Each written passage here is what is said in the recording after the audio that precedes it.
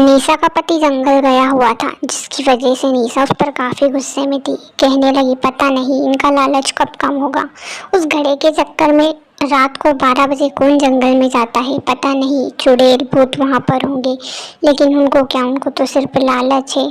पता नहीं इनका लालच कब खत्म होगा। यहाँ कहकर वहाँ अपने कमरे की तरफ चली जाती है। रात के करीबन 12 बजे हुए थे।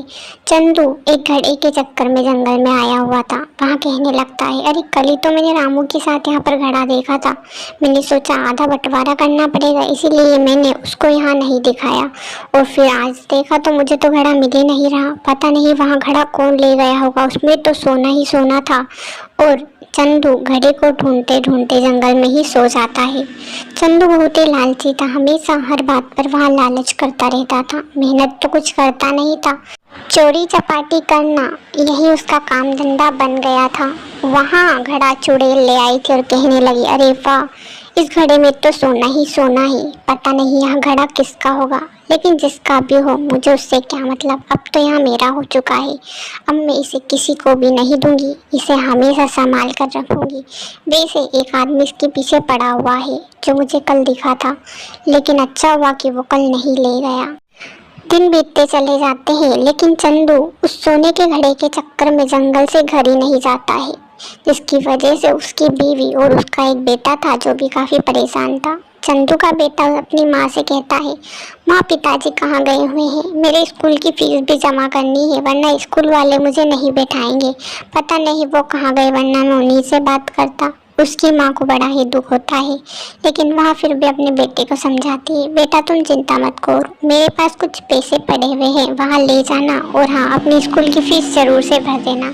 तुम्हारे पिता का तो पता नहीं वो कहाँ होंगे, तुम्हें तो पता ही है उनकी आदत।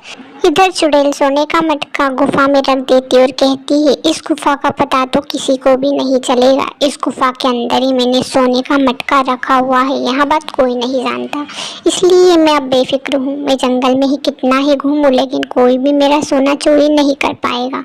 वैसे भी सबको तो यही लगता होगा कि इस गुफा में कोई शेर या कोई और जानवर रहता है, लेकिन उनको क्या पता कि इसमें तो सोना रखा हुआ है।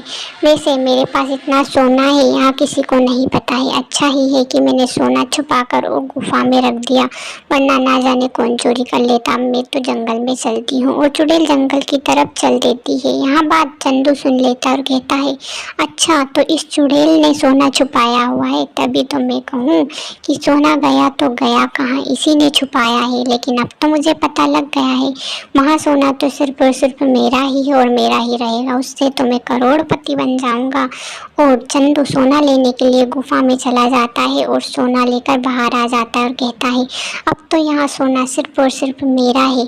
अब इससे मैं अपने बच्चे को पढ़ाऊँगा और मेरा घर बड़ा बनाऊँगा। अब तो मुझे मेहनत करने की भी ज़रूरत नहीं होगी, लेकिन अब मैं बड़ा थक गया हूँ, मुझे थोड़ी देर आराम की ज़रूरत होगी।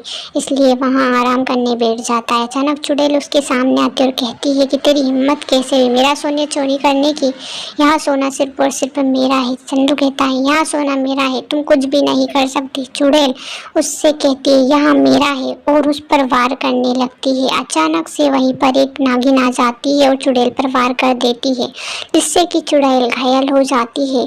चुड़ैल को समझ नहीं पा रही थी कि उसके साथ क्या हो रहा था। वहीं चंदू भी कुछ समझ नहीं पा रहा था कि यहाँ हो क्या रहा है। चुड़ैल वहाँ से गायब हो जाती है।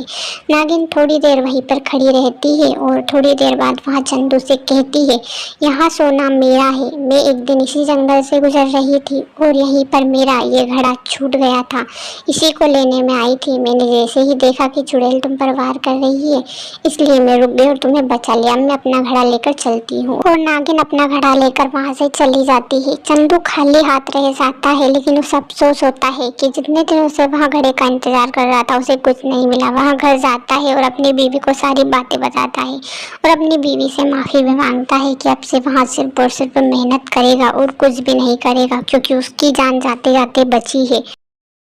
और चंदू मेहनत करने की ठान लेता है। यहाँ सब सुनकर उसकी बीवी उससे बड़ी ही खुश होती है और कहती है, अच्छा हुआ जी कि आपको समय रहते अकल आ गई, वरना मैं अपने बेटे को क्या जवाब देती। वो कल ही आपके बारे में पूछ रहा था, लेकिन अच्छा हुआ, अब सब संभल जाएगा। आप भी मेहनत करना, मैं भी आपका साथ दूंगी।